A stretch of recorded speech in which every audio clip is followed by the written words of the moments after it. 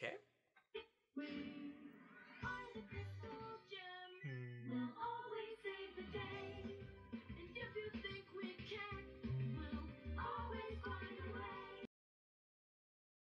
Ugh!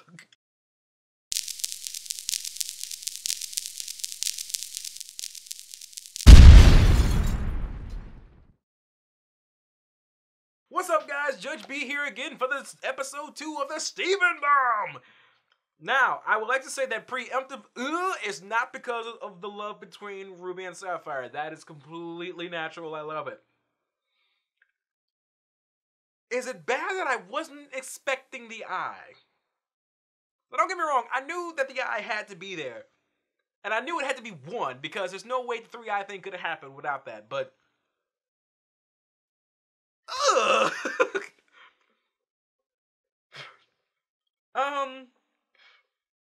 So, the episode goes about just like how I think I called it earlier, was pretty much this entire week is dealing with the fact of what happened in episode 1 with Sardonyx.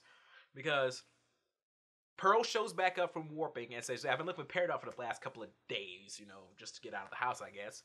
And she runs into Garnet, and Garnet just pretty much stone cold face, like, I'm not talking to you at all. And she's just like, hey, I live for Peridot, I wonder what we can do. But then here comes Greg to the rescue. Yes, Greg comes in and says, hey, I'm going on a road trip. I need to get some new car wash brushes in order to help my business out. I met a guy on the internet, so let's go get some stuff.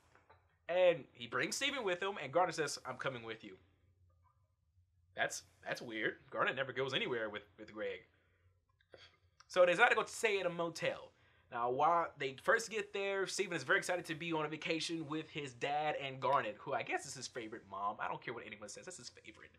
And I love the little joke about the bed bugs, too, because, like, Steven jumps in, and is like, yay, I'm in a motel, and say, hey, hold on. Let's check for bed bugs first, because I do that now, because I've had an infestation of bed bugs before, too, and it's not a very fun thing, and I don't ever want it to happen again. So that's what I do. So I find it a little funny, only to me. And Garnet sits there, and she's like, her hands are freaking out. So I don't know what's going on there at first, but then Greg says, hey, I gotta go take care of this internet brush thing. If things don't work out, if I'm not back in an hour, call the police. He could be an axe murderer.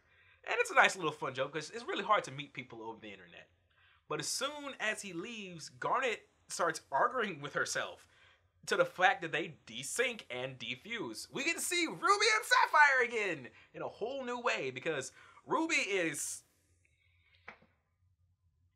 I don't know how to explain Ruby except for an over-emotional person. Like, you should be mad because of Sardonyx. Why aren't you mad? And Sapphire's just like, yes, don't you see? I'm engulfed in rage. We should get over this. We should be the bigger Jim. Well, I don't want to be the bigger Jim. I want... It's fusion. What's more sacred to us than fusion? And, like, it's just... the contrasting personalities just talking to each other. And then we get introduced to these two new powers that apparently they had the entire time. Ruby, of course, has the power over fire, so she naturally heats up. Like, she's actually ends up burning the carpet from where she was standing. And Sapphire freezes the room because she's very upset. But Steven says, okay, I'm going to go outside and swim, and maybe I'll talk to Ruby and see what's going on. Steven gets in the pool, he invites Ruby in, Ruby gets in, and while still arguing and talking, walks into the pool and literally boils the pool to where Steven has to run out. And he runs from there to calm down and goes to Sapphire. Sapphire has frozen the room. And we just had this nice little thing of showing these contrasting personalities, because Ruby's very excitable and moving and angry, and just, she's the emotional one of the group, of the Garnet. While Sapphire's more of the calm, cool, collected one, who apparently still has rage. And we see Sapphire has the power over ice, which is kind of funny. Blue, red, fire and ice, calm, cool. You know, that whole thing. It's okay. It's a trope that we should always see coming, but sure, whatever, sure. The question is, if they have the power over heat and ice, I don't see why they're stronger together. Like, first off, why doesn't Garnet have those powers combined? Let our powers combine. Sorry, tangent.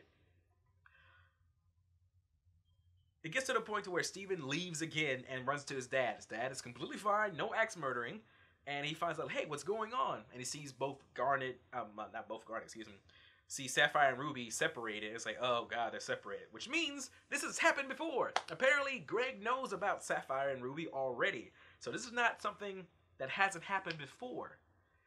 And he pretty much tells like, dude, when you're in love, things can mess up. Because Steven asks like, why don't they just talk to each other and just figure things out? And he says like, when you love somebody, things get a little complicated when you're upset. You just gotta let it be.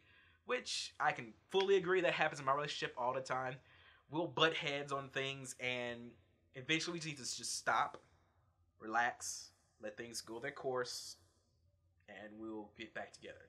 I've had plenty of arguments. Anybody who's been in a relationship, in a good relationship, has had plenty of arguments. And the whole fact of showing that Garnet, the perfect representation of a relationship, has their moments too. So, I like this episode. But it's not over yet. So they go to the diner the next day to talk and like... God, I'm sorry. I'll get to it in a second. Ruby and Sapphire still not on talking terms, but they're at the seat, and Greg and Steven are eating, and Ruby is getting so upset she's going... You're shaking the table. Really? I'm shaking the table? Can you feel that? I can't believe you can actually feel that. And she says, I don't have to feel it. I can see it. And just like starts riling the table even more. And seems like, you should really calm down. It'll be okay. She's like, no, it'll be... Sapphire goes in, no, it'll be okay. She'll eventually burn herself out.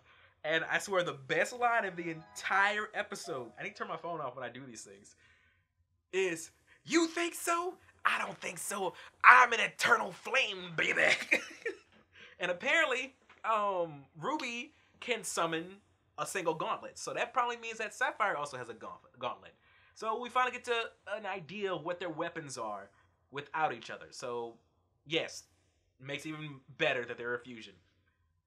Well then, though, fusion weapons are usually two weapons together. So if she is the gauntlet, what is Sapphire? Because that's a gauntlet. I don't know. We'll maybe see in the future. We'll never know. I don't know. Maybe the only weapon is the gauntlet, and the future vision comes from Sapphire. And they're still arguing, and Steven just loses it, throws his plate down, and walks out. And Greg's like, "Oh boy, it's okay. We can save this." And the two go out to go see Steven, like, "What's wrong?" And Steven tells him, like, we've been having bad stuff happening at the house all the time. I wanted to leave the house to get away from it, but it just followed us. Like, is it me? It's like, what came out of nowhere? Why would Steven think that it's his fault that things are happening? I don't understand. He had nothing involved with sardonyx of things that's going on. But then again, he is a kid, and maybe he's just trying to understand that some of these things happen. And then we get the scene. Sapphire, Ruby starts saying, like, no, it's not your fault. It's our fault. We're having this issue. And Sapphire starts crying. And it's really weird, because usually when you cry, you have these two streams. But she has this one giant stream down here. And they reveal that she only has one eye, and it's... I'm sorry. My initial reaction is, ugh! Like, it's supposed to be a sweet, sweet moment of these two people coming together and, like, they're pretty much forgiving each other. But, ugh! I knew the one eye was there. I knew it was there. It had to make sense. But it still didn't prepare me for it. It's the exact same way I reacted when you first saw Garnet and her three eyes.